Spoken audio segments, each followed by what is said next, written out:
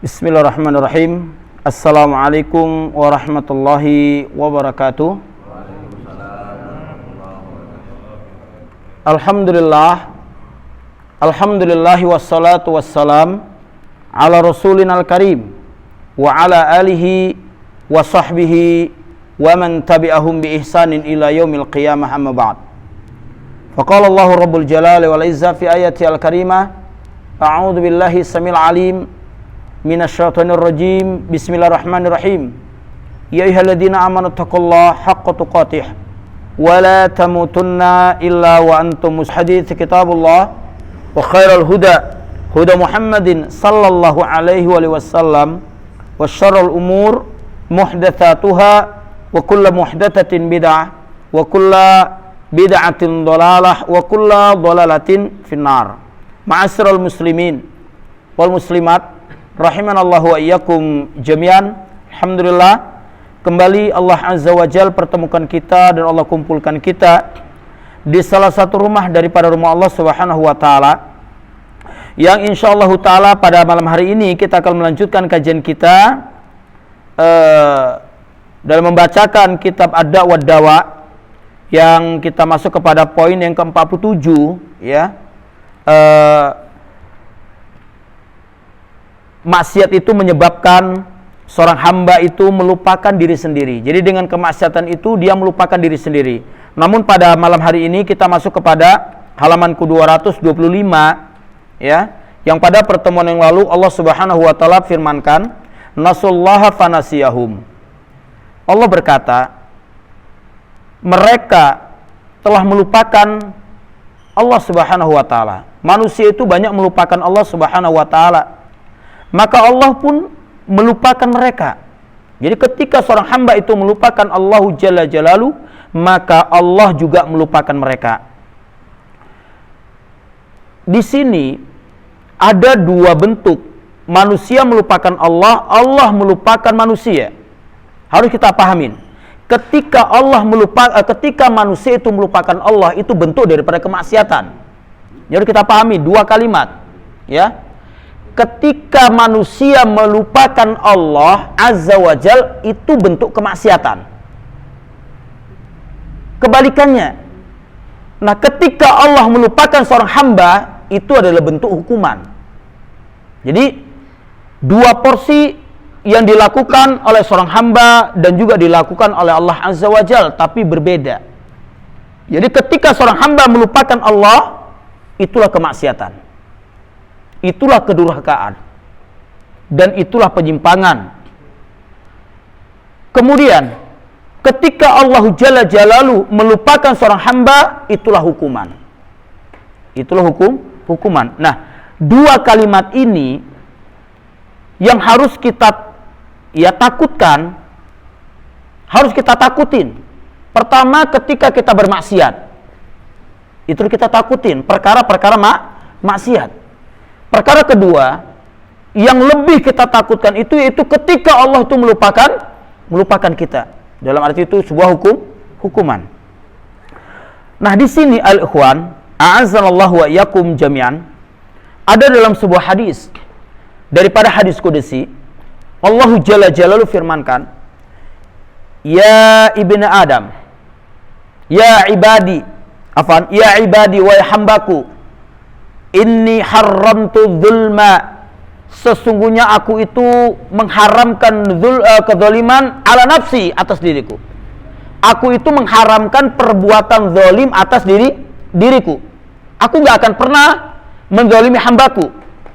Aku gak akan mau menzalimi hambaku, karena bagiku itu suatu keharaman. Paham mas ini Pak ya? Aku, kata Allah, mengharamkan atas diriku akan perbuatan zalim. Buat siapa? Buat hambaku. Allah itu gak pernah menzalimi hambanya. Makanya Allah katakan, fala tadzalamu, maka jangan kalian saling menzalimi. Aku aja gak berani menzalimi kalian. Maka kalian jangan saling menzalimin, gitu loh. Dalam arti al-ikhwan, Allah Subhanahu wa taala itu gak akan pernah memberikan mudarat kepada seorang hamba. Allah gak pernah memberikan mudarat, apalagi suatu perbuatan, sebuah hukuman. Allah itu nggak akan pernah memberikan sebuah hukuman kepada seorang hamba. Kapan Allah memberikan hukuman? Ketika seorang hamba itu berbuat maksiat gitu loh. Dalam arti ini sebenarnya bukan kehendak Allah gitu loh. Allah menghukum itu bukan kehendak Allah pribadi, tidak. Allah Subhanahu wa taala itu menghukum manusia itu karena disebabkan karena perbuatan manusia tersebut. Berupa apa? Maksiat. Makanya gak ada yang bisa nuntut nanti di yaumil qiyamah. Gak akan bisa nuntut. Makanya orang kafir fa'tarafu bidzanbihim fasuhqa li ashabis sa'ir. Kata Allah, orang-orang kafir itu ketika Allah masukkan ke dalam neraka, mereka mengakui akan dosa-dosa mereka. Mereka sadar. Jadi mereka masuk neraka itu kan dosa, bukan karena kezaliman Allah, bukan. Bukan karena ya Allah semata-mata menghendaki mereka ke neraka, enggak. Fa'tarafu bidzanbihim. Orang kafir itu mengakui akan dosa-dosa mereka. Mereka ngakuin. Bukan ini salah Allah, enggak. Mereka mengakui sendiri akan dosa mereka. Al-ikhwatul izzatul kiram wal akhwatu fillah rahimanallahu wa iyyakum jami'an. Makanya Allah hukum. Nah, di dalam ayat ini ada dua hukuman. Yang pertama hukuman di dunia dan yang kedua hukuman di akhirat. Nah, adapun hukuman di dunia itu dua. Hukuman di dunia itu bagi manusia yang melupakan Allahu Jalla Jalalu, itu dua hukuman. Ada dua hukuman. Yang ini merupakan satu keburukan. Jadi manusia itu setiap dia itu bermaksiat kepada Allah, setiap manusia itu durhaka kepada Allah, mesti Allah hukum mereka. Allah hukum. Kecuali kalau dia bertobat, ya Allah nggak hukum lagi gitu. Hukuman Allah buat manusia itu ada dua. Yang pertama, Allah melupakan dia. Allah sudah nggak hiraukan dia lagi. Mau ngapain terserah kau, kan gitu. Allah lupakan dia. Ini hukuman yang pertama. Ini bahaya kalau sudah Allah melupakan, gimana? Ya sudah. Allah biarkan mereka leluasa dengan kemaksiatan mereka. Tanpa Allah bukakan jalan-jalan petunjuk. Berapa banyak orang kafir, berapa banyak ahli maksiat, mereka mati dalam keadaan maksiat, mati dalam keadaan tidak bertobat. Ini bahayanya ketika kita coba-coba menganggap remeh masalah hukum Allah, masalah syariat Allah. Jadi Allah hukum. Berupa apa? Allah melupakan mereka. Makanya salah satu bentuk. Nah, ini sering anak sampaikan ini tujuannya apa? Supaya kita itu ingat gitu loh. Maka kajian ini kalau nambah ilmu, berapa kali sih nambah ilmu, Pak? Berapa yang bisa kita pegang? Kajian ini yang paling dominan itu mengingatkan kita gitu, Pak. Mengingatkan. Kalau nambah ilmu berapa kali gitu, Pak? Mau 2 jam kita ngaji, yang nyantel itu paling berapa masalah gitu loh. Kalau suruh ngulang kita bisa. Kan gitu, Pak. Hanya berapa persen aja yang bisa kita simpan. Jadi kajian ini yang paling dominan apa? Mengingatkan gitu. Mengingatkan yang lupa, menyadarkan dari perkara yang kita nggak sadar akan kesalahan, itu ajanya. Jadi kalau untuk nambah ilmu berapa kalinya, Pak? Berapa banyak orang yang ngaji bertahun-tahun, toh hafal hadis juga enggak. Ya, hukum juga enggak, sering lupa. Jadi minimal yang paling dominan kajian itu mengingatkan kita gitu. Supaya kita itu tetap ingat gitu loh. Apa kata Al-Imam Hasan Al-Basri? Ini hukuman yang pertama ya. Allah itu melupakan. Apa ciri-ciri Allah melupakan seorang hamba? Min alamatil i'radillahi ta'ala ayaja'alahu syughlahu fi ma la ya'nihi. Kata Al-Imam Hasan Al-Basri, ciri-ciri Allah itu sudah melupakan seorang hamba apa? Ya. Tanda-tanda Allah itu berpaling dari seorang hamba, yaitu Allah jadikan hamba itu sibuk dalam urusan yang gak ada manfaatnya. Jadi ciri-ciri Allah itu sudah melupakan seorang hamba, Pak. Ciri-cirinya apa? Allah biarkan mereka sibuk dalam urusan yang tidak ada manfaatnya. Dalam arti Pak, bermaksiat. Seharusnya kita disuruh apa? Muhasabah diri. Sahih? Introspeksi diri. Sahih enggak ini, Pak? Kita kan disuruh muhasabah diri. Tapi kita malah sibuk ngurusi orang. Sahih?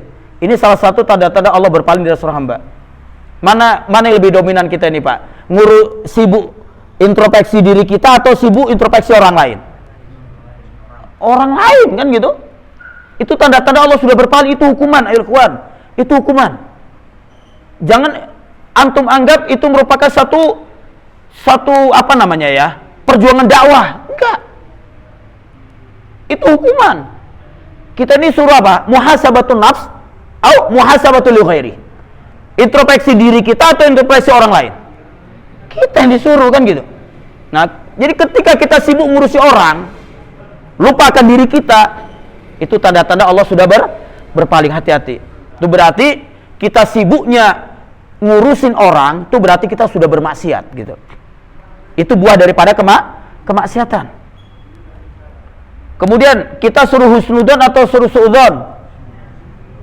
Husnudzon. Kita suruh husnudzon, tapi lebih mudah apa? Suudzon. Nah, suudzonnya kita itu sebuah hukuman Allah gitu loh, yang Allah berikan kepada kita. Kira-kira bermanfaat nggak kalau suudzon? Mana bermanfaat nggak, Pak? Nggak ada. Jadi setiap sesuatu yang tidak bermanfaat engkau lakukan, itulah hukuman. Suudzon itu subhanallah gitu loh. Suudzon itu merupakan suatu perbuatan dosa gitu loh. Ayo ikhwan, banyak lagi mencela. Jangan kita anggap ini perkara sepele loh, ikhwan. Mencela. Mencela itu suatu kebaikan atau keburukan? Keburukan. Mencela itu suatu keburukan. Kira-kira ada nggak manfaat kita mencela orang? Nggak ada. Yang ada apa, Pak? Yang ada apa? Ada nggak manfaat kita mencela orang? Nggak ada. Yang ada apa? Dosa kan? Jadi yang disuruh apa? Mendoakan, kan gitu. Saya enggak, Pak. Mana lebih dominan kita? Mencela atau mendoakan? Kita ini yang dihukum ini, mana lebih dominan? Mencela. Jadi kalau setiap kita mencela orang, itu pertanda kita sedang dihukum gitu. Bukan bertanda kita lebih baik daripada orang lain, enggak.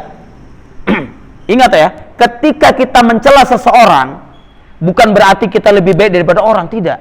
Itu pertanda kita sedang dihukum sama Allah, karena kita melakukan perbuatan yang tidak ada manfaatnya. Allah katakan, la yaskhar qaumun an qaumin asa ayakuna khairum min. Janganlah satu kaum itu mencela kaum yang lain. Bisa jadi yang dicela itu lebih baik daripada yang mencela. Paham? Jadi nggak ada manfaatnya. Jadi sebenarnya banyak perkara-perkara yang kita ini sedang dihukum sama Allah gitu loh. Tapi terkadang kita nggak sadar kalau itu sebuah hukuman gitu loh.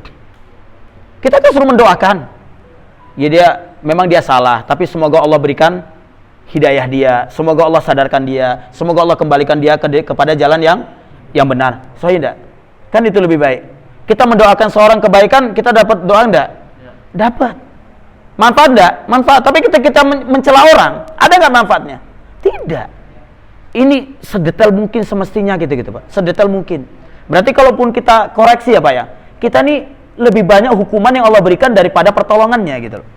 Walaupun ya casingnya kita ya casing haji, casing sunnah gitu.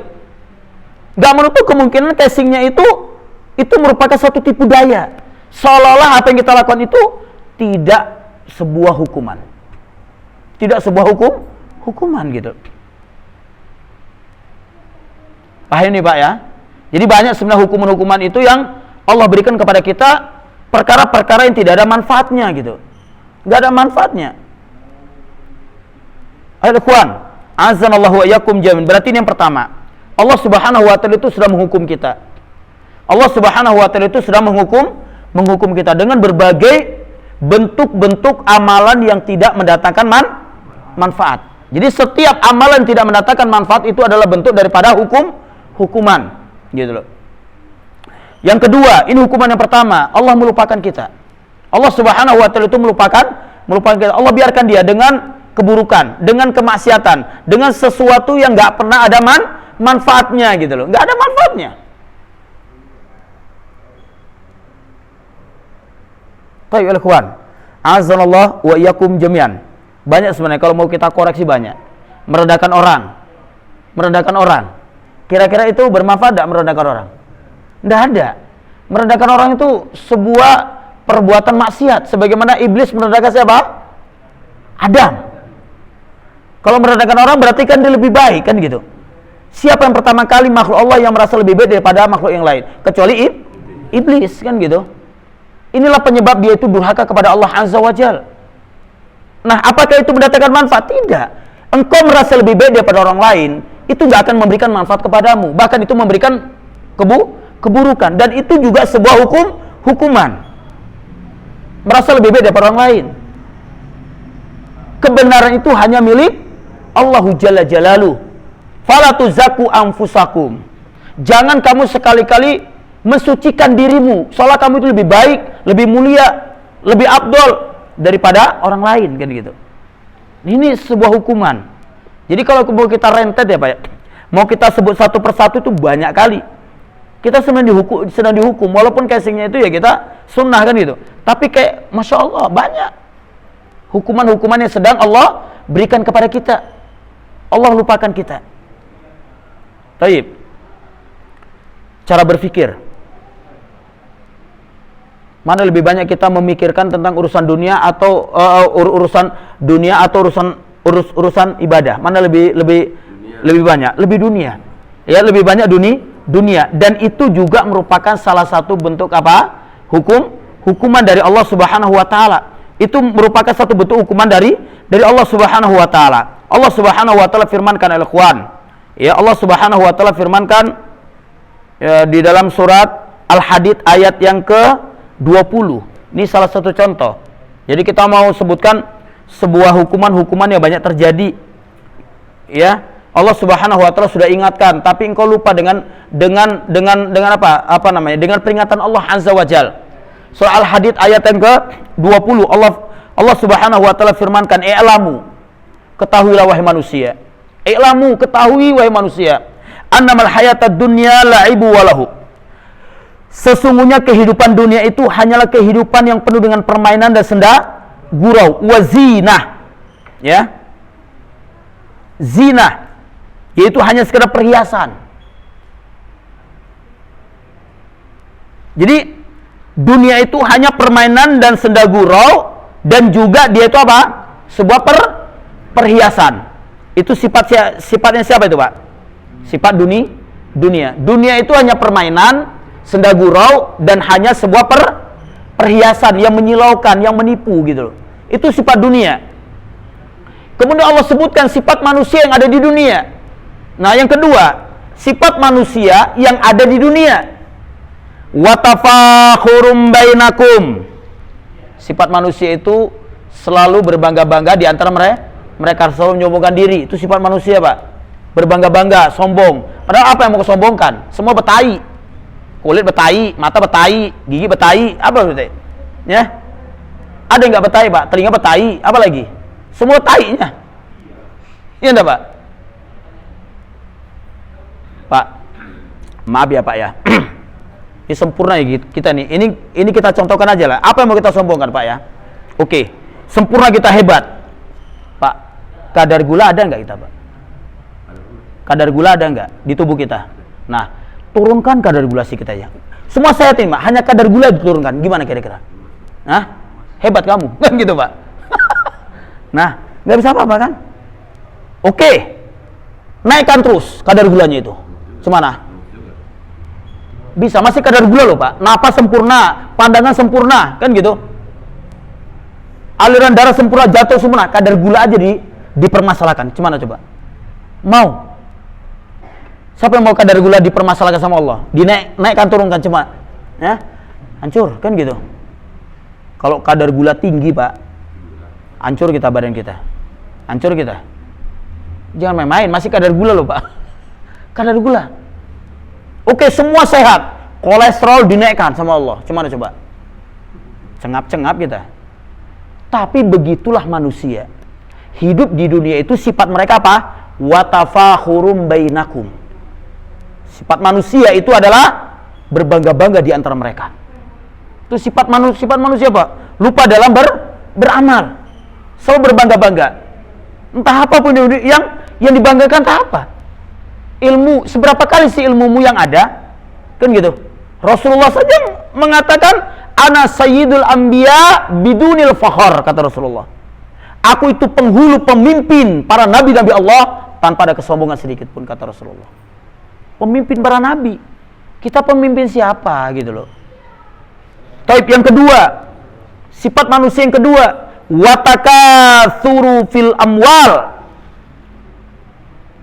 Sifat manusia yang hidup di dunia itu selalu sibuk dalam memperbanyak harta. Itu sifat manusia. Nggak ada di sini sebutkan watakatsurum fil a'mal, nggak ada. Nggak ada, Pak. Watakatsurum fil amwal, itu sifat manusia. Mereka selalu berbangga-bangga apa namanya? Memperbanyak harta. Wal aulad, dan memperbanyak anak. Itu sifat manusia. Gak ada di sini memperbanyak apa? Amal. Sedekah gak ada. Kenapa? Inilah sifat dunia. Inilah sifat dunia dan yang hidup di dunia gitu loh. Nah, kira-kira andai kata kita termasuk orang yang tafakhurum bainakum, berbangga-bangga di antara kalian, kira-kira itu dosa enggak itu, Pak? Dosa. Hanya sibuk memperbanyak harta. Kira-kira ini apa ini? Hukuman atau kasih sayang ini? Hukuman. Kan gitu. Dan memperbanyak anak. Nah, ini sebuah hukuman ikhwan. Coba lihat nanti ya. Ayat ini. Subhanallah. Ini hukuman Allah, tapi kadang kita nggak sadar. Hati-hatilah kita. Makanya Allah Subhanahu wa taala, ya. Allah Subhanahu wa taala firmankan di dalam surat Az-Zukhruf ayat yang ke-78. Ingat, Pak. Karena sifat dunia itu seperti itu. Sifat dunia tadi apa tadi, Pak? Permainan dan sedu gurau dan hanya perhiasan. Itu sifat dunia. Sifat manusianya berbangga-bangga, memperbanyak harta, memperbanyak anak. Ingat tuh. Makanya Allah Subhanahu wa taala firmankan di dalam surat Az-Zukhruf ayat yang ke-78. Nah, subhanallah. Tolong kita ini introspeksi untuk kita ya, Pak ya. Jadi mengingatkan aja. Harus hati-hati.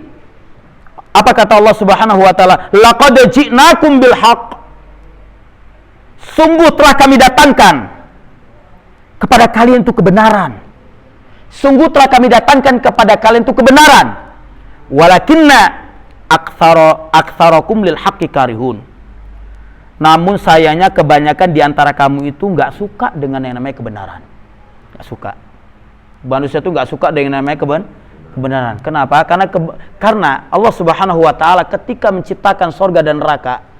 Nah, ini ayat ini memang nyata dengan kondisi manusia, Pak. Laqad ji'nakum bil haqq. Sungguh kami telah mendatangkan kepada kami itu kebenaran yang nyata-nyata benar. Walakinna aktsarakum lil haqqi karihun.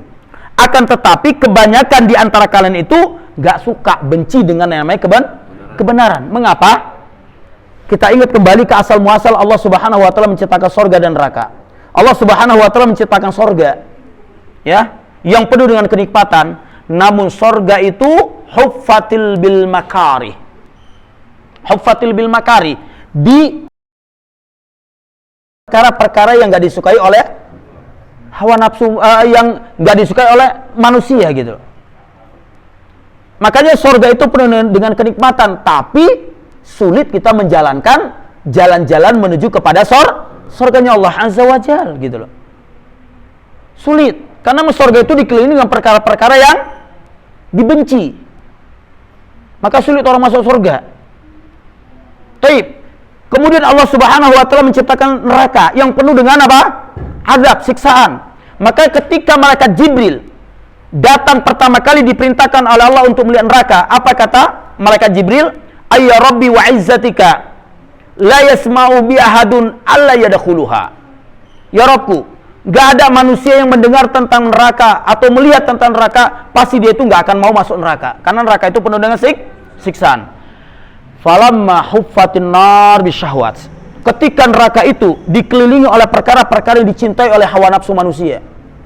Ketika neraka dikelilingi, dipagar, ya, dengan perkara yang dicintai oleh hawa nafsu manusia, malaikat Jibril diperintahkan untuk melihat neraka. Dan ketika melihat, apa kata malaikat Jibril kepada Allah? Ayya Rabbi wa izzatika laqad khasyitu alla yabqa ahadun illa dakhalaha.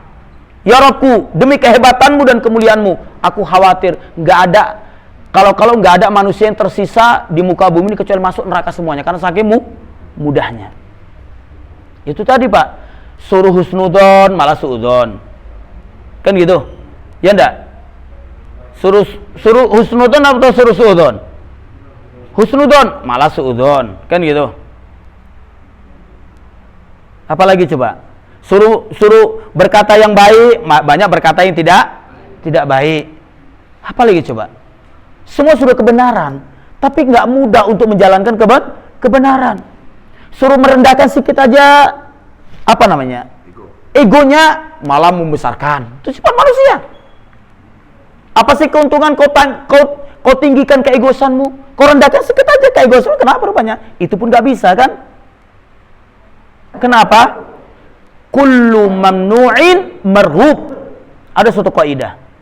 Ini kaidah perlu diingat ini. Kullu mamnu'in marhubun. Setiap yang dilarang pasti dicintai oleh hati. Setiap yang dilarang pasti dicintai. Apa yang enggak dilarang pasti dicintai. Nabi Adam alaihi wassalatu wassalam, apa yang enggak diperbolehkan? Semua makan sesukamu yang ada di surga. Makanlah sesukamu. Satu aja jangan kau deketin ini.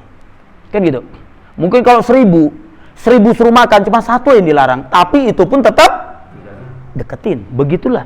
Kullu mamnu'in marhub. Ya Pak ya? Iya. Bebas mau makan apa aja yang ada di surga itu. Ya. Wa kulu haitsu makul.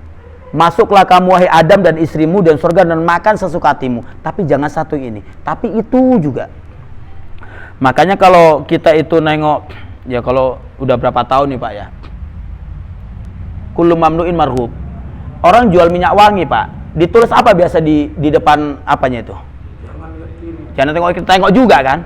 Kan dilarang gitu. Setiap dilarang pasti dijalanin. Begitulah kullu mamnu'in marhubun. Setiap perkara yang dilarang pasti dicintai. Makanya Allah Subhanahu wa taala menyatakan apa? Laqad ji'nakum bil haqqi walakinna aktsarahum karihun. Sungguh kami telah mendatangkan kepada kalian itu kebenaran. Tapi kebanyakan dari kalian itu tidak menyukai yang namanya kebenaran. Kenapa? Karena memang ujian berat. Ujian berat. Al-Quran. Azanallahu wa yakum jami'an. Taib. Jadi ini hukuman pertama. Hukuman yang pertama apa tadi? Allah melupakan mereka. Ya, Allah melupakan mereka. Subhanallah. Jadi sibuk dengan urusan dunia, ya. Termasuk apa tadi itu? Berbangga-bangga dengan dunia. Hanya memperbanyak harta, memperbanyak anak, sedikit sekali memikirkan untuk memperbanyak amal. Ya, kita katakan amal jariah gitu loh. Nah, ini merupakan satu hukuman. Yang kedua, ikhwan. Hukuman yang kedua, Allah Subhanahu wa taala menjadikan manusia itu lupa kepada diri mereka sendiri. Allah Subhanahu wa taala menjadikan manusia itu lupa kepada diri mereka sendiri, lupa kepada diri mereka sendiri. Bukan berarti enggak sadar ya, sadar. Bukan berarti gila, enggak, sehat. Allah Subhanahu wa taala melupakan diri mereka sendiri. Jadi manusia itu betul-betul lupa kepada diri sendiri. Yang pertama, kata Al-Imam Ibnu Qayyim, ciri-ciri orang-orang yang dihukum sama Allah. Hukuman yang kedua, dia apa namanya? Kalau yang pertama tadi apa ciri-cirinya, Pak? Allah melupakan manusia itu ciri-cirinya apa? Ciri-cirinya apa, Pak? Biar kita sebutkan ciri-cirinya. Sibuk dalam urusan yang tidak ada manfaatnya. Itu ciri-ciri Allah sudah melupakan dia. Sibuk dalam perkara yang tidak ada dia melakukan sesuatu yang tidak ada manfaat untuk dia, itu berarti Allah sudah menghukum dia. Itu cara Allah itu menghukum dia dengan yang pertama, Allah melupakan dia. Allah sudah nggak open. Yang kedua, Allah jadikan manusia itu lupa kepada diri mereka sendiri. Ciri-cirinya apa? Mereka itu nggak mau sibuk dengan perkara yang mendatangkan manfaat untuk diri. Mereka nggak mau sibuk dengan, dia lupa, atau gini, dia lupa terhadap perkara yang mendatangkan manfaat untuk dia. Dia lupa untuk melakukan perkara yang mendatangkan manfaat untuk dia. Padahal Rasulullah Shallallahu Alaihi Wasallam bersabda, Pak, ya, ihris ala ma yanfa'uka, bersungguh-sungguhlah engkau untuk melakukan sesuatu yang bermanfaat untukmu. Bersungguh-sungguhlah. Rasulullah perintahkan itu untuk bersungguh-sungguh dalam melakukan sesuatu yang mendatangkan manfaat. Tapi engkau nggak bisa gitu. Nah, ketika engkau nggak bisa melakukan sesuatu yang bermanfaat untukmu, berarti Allah sedang menghukummu. Itu Allah sedang menghukummu. Jadi sesuatu yang sesuatu yang mendatangkan manfaat tapi kita nggak bisa melakukannya, itu berarti kita sudah dihukum. Paham ini maksudnya kan? Termasuk ini salah contoh yang mudah aja sih, ya. Kesehatan ada, kelapangan ada, harta ada, waktu ada, semua ada, tapi nggak mau nuntut ilmu, itu berarti sedang dihukum kan gitu. Itu berarti sedang ini contoh aja gitu loh, ini contoh. Iya, nggak sempet gitu loh, nggak sempet gitu, nggak sempet. Nggak sempet, nggak bisa, nggak mau. Kita nggak mau tahu lah apa sebabnya. Yang penting dia nggak bisa melakukan sesuatu yang mendatangkan manfaat, itu berarti sedang dihukum, sedang dihukum. Taib. Yang kedua, kata Al-Imam Ibnu Qayyim Al-Jauziyah, bentuk-bentuk dari hukuman Allah itu Allah menjadikan manusia itu lupa kepada diri mereka sendiri, ya. Yang kedua yaitu Allah lupakan dia terhadap amalan yang bisa mendekatkan diri dia ke dalam surga. Ya. Allah lupakan dia terhadap amalan yang bisa mendekatkan diri dia ke dalam surga. Jadi amalan-amalan yang mendekatkan diri ke surga itu memang sulit gitu loh, Pak. Memang sulit. Itu salah satu contoh. Allah sudah menjadikan dia itu lupa kepada diri mereka sendiri. Jadi setiap sesuatu yang bisa mendekatkan dirimu ke dalam surga dan engkau nggak bisa melakukannya, berarti engkau sedang dihukum gitu loh. Itu yang kedua kata Imam Ibnu Qayyim Al-Jauziyah rahimahullahu taala. Banyak sebenarnya perkara-perkara yang Allah Subhanahu wa taala sudah membukakan jalan-jalan ke dalam surga itu banyak. Tapi terkadang kita sulit untuk menempuhnya. Jadi sulit untuk menempuh jalan-jalan menuju ke dalam surga itu adalah sulit untuk menempuh jalan-jalan menuju ke dalam surga yang sudah dibuka oleh Allah dan Rasulnya, pertanda kita sedang dihukum. Karena Rasulullah SAW bersabda, "Ma baqiya syai'un yuqarribukum minal jannah wa yuba'idukum minan nar illa qad buyyina lakum." Kata Rasulullah, tidaklah tersisa sepeninggalanku, ya, tidaklah tersisa sepeninggalanku apa-apa yang maksudnya amalan apa saja yang mendekatkan dirimu ke dalam surga dan menjauhkan dirimu dari neraka, kecuali udah aku jelaskan semuanya, kata Rasulullah. Jadi sepeninggalanku ini, kata Rasulullah, amalan apa saja yang mendekatkan dirimu ke dalam surga dan amalan saja yang bisa menjauhkan dirimu dari neraka, itu udah aku ajarkan sama kamu gitu loh. Udah aku ajarkan gitu loh. Jadi setiap perkara yang sudah dibukakan oleh Allah dan Rasulnya jalan ke surga dan kita sulit untuk menempuhnya, berarti kita sedang dihukum. Bukan berarti kita kurang ilmu aja, enggak Pak. Bukan berarti kurang ilmu. Yang banyak ilmu juga, yang sudah tahu ilmu juga belum tentu mudah kan gitu Pak ya. Belum tentu mudah. Karena ini sebuah hukuman. Sebuah hukuman. Dan hukuman ini berlaku kepada siapa saja. Hukuman itu berlaku kepada saja. Orang berilmu dihukum enggak Pak? Kapan dia berilmu? Ketika dengan ilmunya dia itu sombong, dihukum dia. Karena itu sebuah maksiat, maka lupa dia kepada diri mereka sendiri gitu. Type yang ketiga, bentuk daripada Allah itu melupakan Allah menjadikan manusia itu lupa kepada diri mereka sendiri, yaitu Allah jadikan ya, dia lupa kepada perkara-perkara yang bisa menjauhkan dia dari neraka. Artinya apa? Dia itu dipermudah untuk melakukan maksiat gitu loh. Jadi ketika kita dipermudah untuk melakukan maksiat itu pertanda kita sedang dihukum. Bukankah maksiat itu mendekatkan ke neraka? Kita kan disuruh tadi menjauhkan dari neraka. Nah ketika kita nggak bisa menjauhkan diri dari neraka, itu pertanda kita sedang dihukum gitu. Itu kita sedang dihukum. Jadi sebenarnya perkara ini perkara yang bahaya gitu Pak. Perkara yang bahaya. Jadi dua hukuman yang Allah berikan di dunia, berupa Allah menghukum manusia itu dengan cara apa? Allah melupakan manusia. Yang kedua, Allah jadikan manusia itu lupa kepada diri mereka sendiri. Waliyadzubillah. Ini banyak kepada kita Pak, banyak. Kalau kita introspeksi, wah segudang hukuman dari mulai bangun tidur sampai tidur lagi udah hukuman terus kita ini Pak. Kecuali bagi orang-orang yang bertobat, sadar kan gitu, ingat kepada Allah, banyak istighfar, banyak mohon ampun kepada Allah Subhanahu wa taala, bisa jadi gitu. Apalagi ini Pak ya, salah satu persiapan kita untuk menyambut Ramadan supaya Ramadan itu betul-betul bulan yang berkah kan gitu. Kita itu persiapan harus banyak-banyak bertobat kepada Allah Subhanahu wa taala, banyak-banyak bertobat gitu loh. Ini persiapan ini, tinggal berapa hari lagi kita suruh persiapan untuk banyak bertobat dan beristighfar. Karena banyak manusia itu memasuki bulan Ramadan tapi Ramadan itu gak ada hikmahnya gitu. Gak ada hikmahnya. Biasa aja, bedanya cuma gak makan, gak minum dan gak berhubungan badan di siang hari, cuman itu aja bedanya. Kalau yang lain biasa-biasa aja gitu. Aktivitas yang lain tuh biasa saja gitu. Nah, ini menunjukkan bahwasanya apa? Persiapan dia itu kurang dalam menyambut bulan Ramadan. Kita harus banyak beristighfar, introspeksi diri, kemudian memperbanyak dalam melatih dalam beramal gitu. Baik, ikhwan wal akhwati fillah, a'azzanallah wa iyyakum jami'an. Kita lanjutkan bagi yang ada kitab, lihat. Lupa Allah Azza wa Jal terhadap mereka. Jadi bentuk daripada Allah melupakan manusia adalah, jadi bentuk Allah melupakan manusia itu adalah dengan mengabaikannya.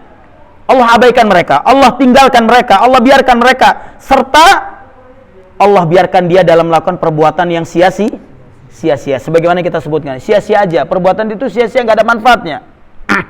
Nggak ada manfaatnya.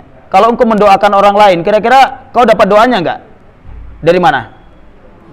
Malaikat kan gitu. Engkau mendoakan orang lain, kau dapat manfaatnya. Tapi engkau nggak bisa itu, malah engkau mencela gitu loh. Engkau mencela orang lain dan engkau nggak akan dapat kebaikannya. Yang ada apa? Keburukannya kan gitu. Ada nggak orang yang suka mencela, Pak? Banyak. Kalau kita tanya, ada nggak manfaatnya? Nggak ada. Untuk dia nggak ada. Apa yang bisa kau dapatkan dari celaan yang kau berikan kepada orang lain? Nggak ada. Wallahi nggak ada. Orang yang kau cela belum tentu keburukan itu ada pada dia. Bisa jadi keburukan yang kau cela itu keburukan balik ke dirimu gitu loh. Siapa Rasul yang nggak dicela? Siapa sahabat yang nggak dicela? Semua dicela. Di atas kebenaran itu pasti dicela. Tapi ingat, yang mencela itu pertanda dia lebih buruk daripada yang dicela. Karena celaan itu adalah sebuah keburukan. Baik, al-ikhwan, ini perbuatan sia-sia. Ini perbuatan sia-sia, nggak ada manfaatnya. Baik, akibatnya orang yang dilupakan sama Allah, akibatnya kebinasaan pun lebih dekat dengannya dibandingkan kedekatan tangan dan mulut. Subhanallah. Lebih dekat lagi kebinasaan daripada tangan dan mulut. Wallahu a'lam bishawab. Udah masuk kita, Pak ya. Nah, kita lanjutkan ibadah Isya. Wallahu a'lam bishawab. Nah.